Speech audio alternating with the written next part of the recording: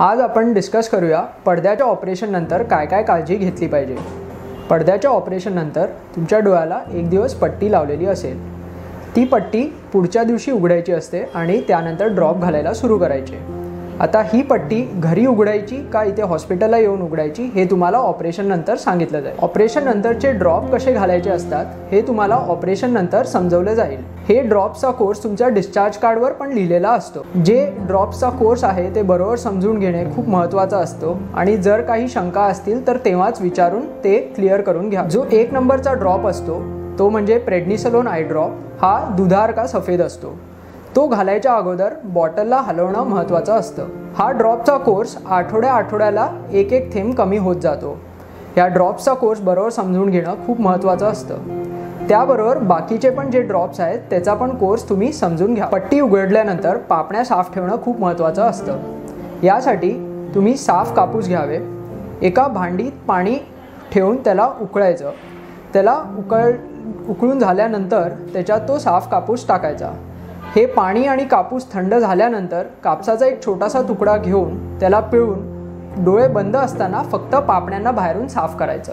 पडद्याच्या ऑपरेशन नंतर तुम्हाला डोक्याची पोझिशन कशी ठेवायची आहे हे समजवलं जाईल। याबरोबर झोपताना पण डोकं कसं असलं पाहिजे हे पण तुम्हाला सांगितलं जाईल। जर तुमच्या पडद्याच्या ऑपरेशनमध्ये विरघळणारे टाके वापरले आहेत तर ते असताना तुम्ही 2-3 आठवड्यानंतर डोक्यावरनं आंघोळ करू शकता।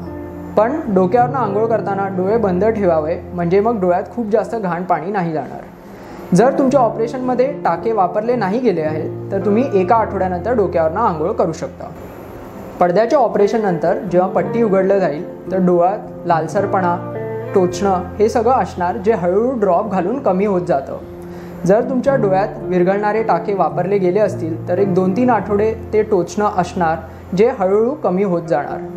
जर ह्यानंतरही तुमचं टोचणं वगैरे कमी नाही झालं तर ह्याचं एक कॉमन कारण ड्रायनेस असतो, ज्यासाठी तुम्हाला एक लुब्रिकेंट ड्रॉप दिला जाईल। परंतु जर तुमच्या ऑपरेशन नंतर जर तुमच्या डोळ्यात खूप जास्त लालसरपणा आला, दुखला किंवा नजर एकदम कमी झाली, खूप जास्त डोकं दुखलं, उलटी आली तर तुम्हाला लगेच चेकअपला येणं खूप महत्त्वाचं आहे। पडद्याच्या ऑपरेशन नंतर नजर वाळायला वेळ लागतो, कारण का पडद्याची रिकव्हरी हळूहळू होते। तुमच्या पडद्याची रिकव्हरी तुमच्या पडद्याच्या आजाराच्या स्टेजवर अवलंबून असते। जर तुमच्या पडद्याच्या ऑपरेशन ऑइल वापरलं गेलं आहे तर ते पुढे जाऊन थोड्या महिन्यानंतर काढावं पण लागतं।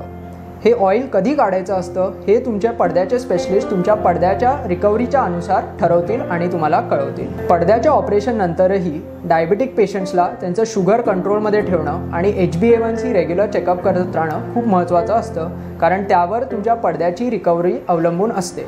तुम्हाला बाकीचे जे डायबिटीजमुळे जे पडद्यावर परिणाम पडतात ह्याची माहिती अजून एका व्हिडिओमध्ये आम्ही दिलेली आहे।